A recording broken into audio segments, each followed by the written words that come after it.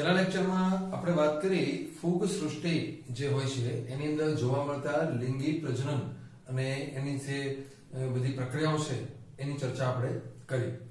હવે આપણે આગળ વાત કરીએ છીએ ફૂગ સૃષ્ટિનું વર્ગીકરણ. કે ફૂગ સૃષ્ટિ બહુ વિશાળ છે, તો એના બધા જે સભ્યો છે, ફૂગની અંદર જે સજીવોનો સમાવેશ આપણે કરીએ છીએ એની અંદર જે વિરોધાભાસ અને સમાનતાઓ જોવા મળે એના આધારે એનું જે વર્ગીકરણ કરવામાં આવ્યું છે એ આપણે સમજવાનું છે. તો સૌથી પહેલા આપણે જોઈએ કે ફૂગનું જે વર્ગીકરણ કરવામાં આવે છે એ મુખ્યત્વે એની જે કવક જાળ હોય છે એની બાહ્ય રચના કેવી હોય છે એના ઉપર આધારિત છે. આપણે ગઈકાલે વાત કરી હતી કે ભાઈ કવક જાળ હોય તો એ પડદાયુક્ત, પડદાવિહીન એવું બધું જોવા મળે છે. શાખિત હોય, અશાખિત હોય, બધું હોય છે. તો અહીંયા આપણે જોશું કે કવક જાળની રચના કેવી હોય છે એના ઉપર છે.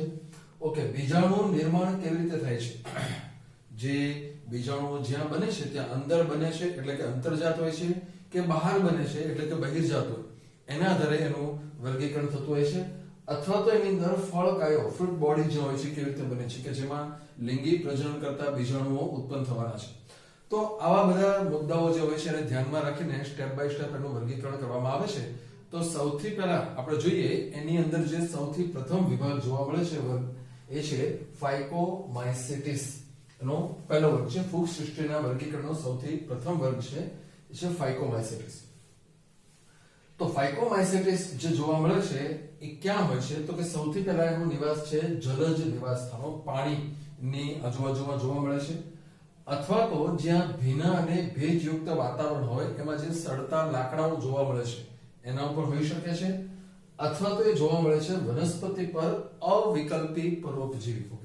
અવિકલ્પી એટલે શું? ઓબ્લિગેટ પેરાસાઇટ્સ એટલે શું? એવા સજીવો કે જે હંમેશા પરોપજીવી તરીકે જીવે. જો એકલા હોય અથવા તો બીજા કોઈ એને યજમાન ન મળે તો એ મૃત્યુ પામે, અથવા તો યજમાન સિવાય ડેવલપ ન થઈ શકે. અમુક એવા હોય છે કે જે વિકલ્પી હોય છે જેને ફેકલ્ટેટિવ કહેવામાં આવે છે. તો એ એવા હોય છે કે જે યજમાન મળે તો સારો વિકાસ પામે, પરંતુ જો યજમાન કોઈ ન હોય તો પોતાની રીતે થોડા પ્રમાણમાં પણ જીવતા રહી શકે છે, મૃત્યુ નથી પામતા. પણ અહીંયા જે જોઈએ છે કે ફાઇકોમાઇસેટિસના જેટલા સભ્યો પરોપજીવી છે બધા અવિકલ્પી છે, ઓબ્લિગેટ છે. એને પરોપજીવી સિવાય બીજો કોઈ ઓપ્શન નથી હોતો. આ વર્ગની જે ફૂગ હોય છે એની કવક જાળ પડદાવિહીન એટલે કે બહુ કોષ કેન્દ્રી છે. ત્યારે જ મેં તમને કીધું હતું કે પડદા નથી એટલે બધા કોષ કેન્દ્રો મિક્સ હોય એટલા માટે એ હોય છે બહુ કોષ કેન્દ્રીય. આ વર્ગની ફૂગમાં જે અલિંગી પ્રજનન જોવા મળે છે એ બંને રીતે થાય છે, ચલ બીજાણુ અથવા તો અચલ બીજાણુ. ચલ બીજાણુ એટલે કે જે પોતાની રીતે કશાઓ ધરાવતા હોય છે અને પ્રચલન કરી શકે છે. અચલ બીજાણુ કે જેને આપણે કણી બીજાણુ તરીકે પણ ઓળખીએ છીએ એ પોતે પ્રચલન કરી શકતા નથી. એ પાણી અથવા હવાના માધ્યમથી પ્રસરણ પામતા હોય છે. એ એવા હોય છે કે જે બીજાણુ ધાનીની અંદર અંતર્જાત એટલે કે બીજાણુ ધાનીની અંદર વિકાસ પામે છે. એ કેવી રીતે વિકાસ પામે એની એક આકૃતિ આપણે આગળ અહીંયા સમજશું. અત્યારે આપણે જોઈએ કે એનો જે વિકાસ છે એ અંતર્જાત પ્રકારનો હોય છે, એન્ડોજીનસ. આ રીતે છે અંતર્જાત એટલે કે અંદર તરફ વિકાસ પામતા હોય છે. ઓકે, લિંગી પ્રજનન દરમિયાન તમે જુઓ તો બે જન્યુઓ એકબીજા સાથે જોડાય છે અને એ પણ બીજાણુ બને છે કે જેને આપણે યુગ્મ બીજાણુનું નામ આપીએ છીએ, ઝાયગોસ્પોર એને ઇંગ્લિશમાં કહેવામાં આવે છે. તો બે જન્યુઓ જોડાઈને યુગ્મ એટલે જોડાવું અને એના કારણે જે બીજાણુ બને છે એટલે એનું નામ અપાય છે યુગ્મ બીજાણુ. એકચ્યુઅલી ફલિતાંડ જેવા પ્રકારનો કોષ ગણી શકાય. હવે જે બે જન્યુઓ જોડાવાના છે એ બંને જન્યુઓ જો સમાન હોય, જો બંને જન્યુઓ સમાન હોય તો એવી ફૂગ એ સમજન્યુક કહેવાય. અને જો અસમાન હોય એટલે કે નાના મોટા કદના હોય તો એ વિષમજન્યુક અથવા તો અંડજન્યુક હોઈ શકે છે.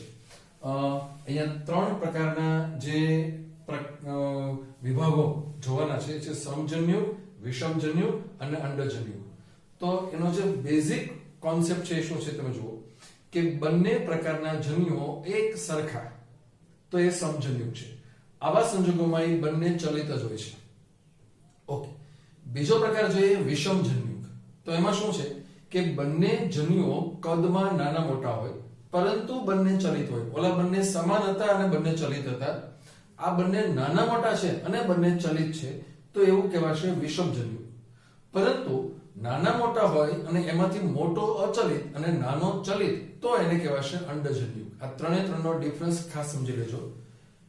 એટલે આમ તમે જુઓ ને તો એ ત્રણમાંથી બે એવા છે જે ચલિત છે અને બે એવા છે કે જે અસમાન છે. આ કોન્સેપ્ટ જોજો. તો પહેલું અને બીજું એટલે કે સમજન્યુ અને વિષમજન્યુ એ બંનેમાં શું ફરક?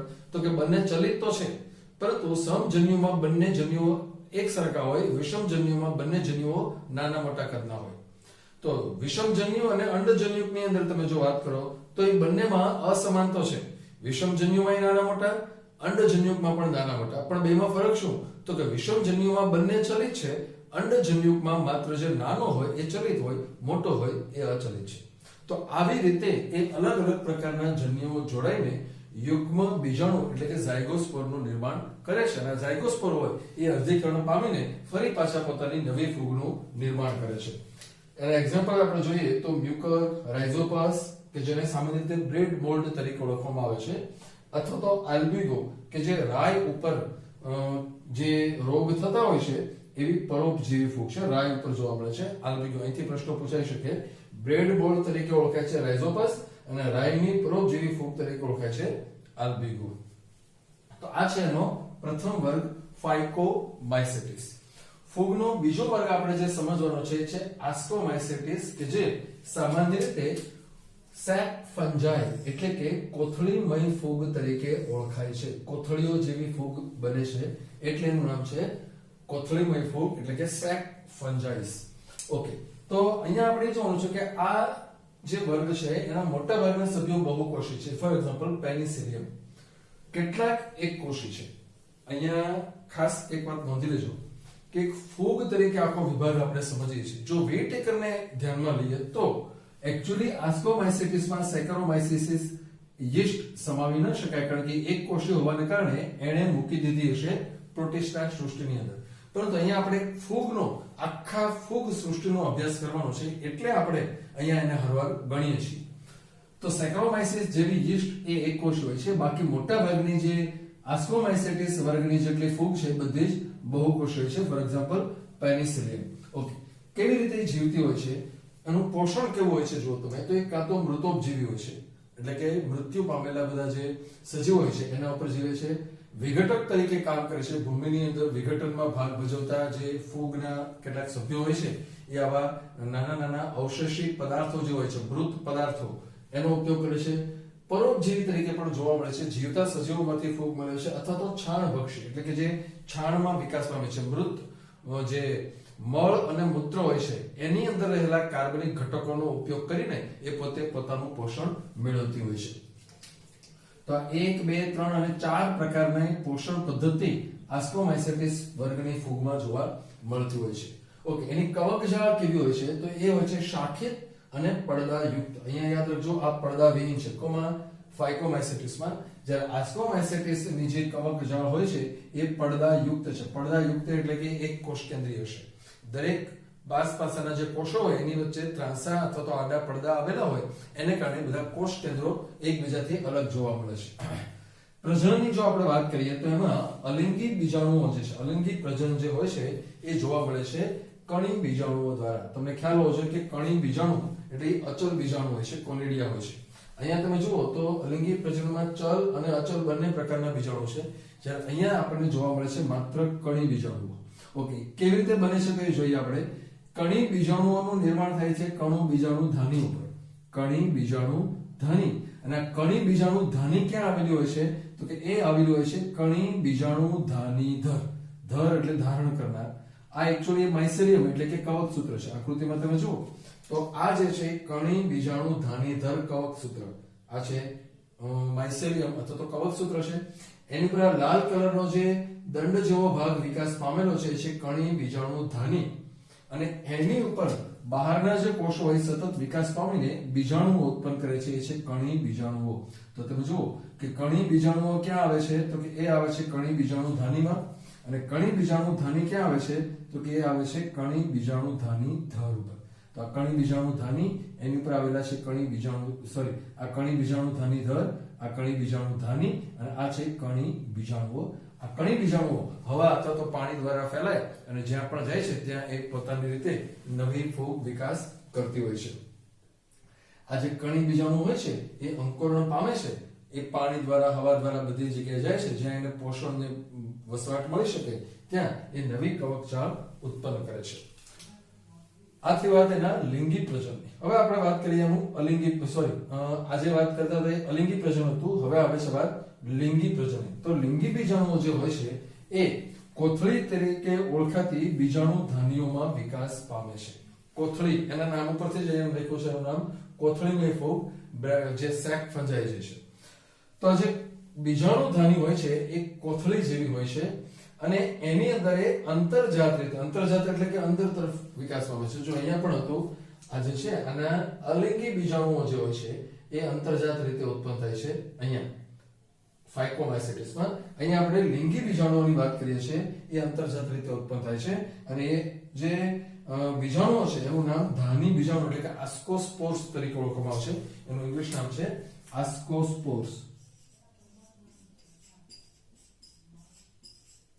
આસ્કોસ્પોર્સ. તો આવા જે આસ્કોસ્પોર્સ હોય છે એ કેવી રીતે બને છે એની એક વિશિષ્ટ આકૃતિ આપણે સમજવાની છે, એ આપણે જોઈએ.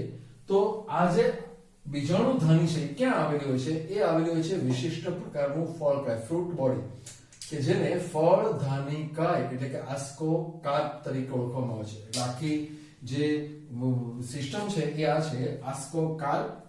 એની અંદર આવે છે આસ્કસ, આસ્કસ એટલે બીજાણુ ધાની, અને એની અંદર આવે છે આસ્કોસ્પોર્સ. એટલે જેમ અહીંયા આપણે નામ લખતા હતા એની જેમ જો તમારે નામ લખવું હોય તો અહીંયા જુઓ, આ છે આસ્કોકાર્પ, એની અંદર આવે છે આસ્કસ અને એમાં જોવા મળે છે આસ્કોસ્પોર્સ. તો તમે જો એની આકૃતિ આ રીતે છે, આ બધા કવક તંતુઓ છે, શાખિત અને પડદાયુક્ત આ બધા કવક તંતુઓ છે. એ કવક તંતુઓનું આખું જે જાળું છે એમાંથી આ આખું ફ્રૂટ બોડી એટલે કે ફળકાય વિકાસ પામેલું છે. આ આખી જે રચના છે એ ફળકાય છે, ફૂગમાં જોવા મળતી ફળકાય. તો એની અંદર તમે જુઓ કે એની જે દિવાલ છે એને પેરિડિયમ તરીકે ઓળખાય. આ આકૃતિ આપણે અભ્યાસક્રમમાં નથી, માત્ર તમારી સમજ માટે, તમારો કોન્સેપ્ટ ક્લિયર થાય કે આ અંતર્જાત કેવી રીતે બને છે એના માટે આપણે જોઈએ છીએ. તો આ જે છે પેરિડિયમ એ એની ફરતી દિવાલ હોય છે. એની અંદર તમે એનો ઉપરનો જે ભાગ છે ગ્રીવા તરીકે ઓળખાય કે જ્યાંથી બીજાણુઓ બહાર આવી શકે છે, કવક તંતુની ઉપર વિકાસ પામે છે. આ આખો જે વિકાસ પામેલો ભાગ છે, આ કોથળી જેવો જે ભાગ છે આખો, એની અંદર તમે જુઓ આ નાની નાની કોથળીઓ જોવા મળે છે. આ કોથળી એને જ આપણે ધાની કહીએ છીએ, આસ્કસ, બીજાણુ ધાની અથવા તો આસ્કસ તરીકે ઓળખાય છે. આ ગ્રીન કલરના જે જોવા મળે છે એ ધાની છે, આસ્કસ. અને એની અંદર જે લાલ કલરના જે બીજાણુઓ જોવા મળે છે એ છે આસ્કોસ્પોર્સ. એટલે કે આસ્કોસ્પોર્સ ક્યાં આવે છે? તો એ આવે છે આસ્કસ એટલે કે ધાનીમાં, અને ધાની ક્યાં આવેલી છે? તો એ આવેલી છે આસ્કોકાર્પ એટલે કે ફળકાયની અંદર. તો આ આખી જે સિસ્ટમ છે એ અંતર્જાત બીજાણુ ઉત્પન્ન થયા છે અંદર, ફળકાયની અંદર છે, બીજાણુ ધાનીની અંદર. તમે જુઓ કે આ બીજાણુ ધાની છે અને એની અંદર આ બીજાણુ ઉત્પન્ન થાય છે. જેમ અહીંયા આપણે લખ્યું અંતર્જાત, અંતર્જાત એટલે બીજાણુ ધાનીની અંદર. તો આ બાજુ અહીંયા તમે જુઓ કે આ જે છે બહિર્જાત એટલે કે આ બીજાણુ ધાની છે એની બહાર તરફ એ ઉત્પન્ન થયેલા છે. તો આ જે સિસ્ટમ છે એના દ્વારા અંતર્જાત રીતે આ આસ્કોસ્પોર્સ ઉત્પન્ન થતા હોય છે. એના એક્ઝામ્પલની જો આપણે વાત કરીએ તો એ છે એસ્પરજિલસ નાઇજર નામની ફૂગ, ત્યારબાદ ક્લેવિસેપ્સ એ એનું બીજું એક્ઝામ્પલ છે, અને ન્યુરોસ્પોરા. આ બધી જે છે એ ફૂગ છે એક પ્રકારની. તો ન્યુરોસ્પોરા જે છે એ જનીન વિદ્યામાં અને જૈવ રાસાયણિક વિદ્યામાં ખૂબ ઉપયોગી છે. તમે જ્યારે જેનેટિક્સ ભણશો ત્યારે પણ એમાં વાત કરવાની આવશે આપણે કે ન્યુરોસ્પોરા જે છે એને જેનેટિક્સની અંદર વનસ્પતિ શાસ્ત્રની ડ્રોસોફિલા તરીકે ઓળખવામાં આવે છે. તો ડ્રોસોફિલા એ એક એવી માખી છે જેની ઉપર એક વૈજ્ઞાનિક થોમસ હન્ટ મોર્ગન જે હતા એણે ખૂબ જ સંશોધનો કરીને પ્રાણીઓની જે જનીન વિદ્યા છે એમાં ખૂબ જ ઘણા બધા સંશોધનો કરેલા હતા. તો જેમ પ્રાણીઓની અંદર જનીનો અને એના આખી જે સિસ્ટમ છે એને સમજવા માટે ડ્રોસોફિલાનો ઉપયોગ થતો હતો, એવી જ રીતે વનસ્પતિની અંદર એના જેનેટિક્સને સમજવા માટે મોટાભાગે વૈજ્ઞાનિકો ન્યુરોસ્પોરાનો ઉપયોગ કરતા હોય છે. એની જે બેઝિક કોન્સેપ્ટ શું છે એ આપણે 12મા ધોરણની અંદર ભણવાનો છે, પણ અત્યારે એનો ઉલ્લેખ આવે છે એટલે ખાલી તમને વાત કરું છું. તો અહીંયા એ ન્યુરોસ્પોરા જે હોય છે એને વનસ્પતિ સૃષ્ટિની ડ્રોસોફિલા તરીકે પણ ઓળખવામાં આવતી હોય છે. તો આ બધા એના એક્ઝામ્પલ છે. અહીંયા આપણે જોઈએ કે એના જે આ છે આસ્કોમાઇસેટિસ વર્ગ, એના કેટલાક સભ્યો કે જે મોરેલ્સ અને બફલ્સ તરીકે ઓળખાય છે. તો મોરલ્સ એ મોટાભાગે કાળા રંગના હોય છે અને બફલ્સ એ મોટાભાગે પીળા રંગના હોય છે. તો આ બંને પ્રકારની જે ફૂગ છે એની અંદર ઘણા બધી ફૂગ એવી છે કે જે ખાવાલાયક અથવા તો ખાદ્ય ફૂગ તરીકે ઓળખાય છે અને એના સ્વાદને કારણે ઘણા બધા લોકો એનો ખોરાકમાં ઉપયોગ કરતા હોય છે. સ્વાદિષ્ટ વાનગી તરીકે એનો ઉપયોગ થતો હોય છે.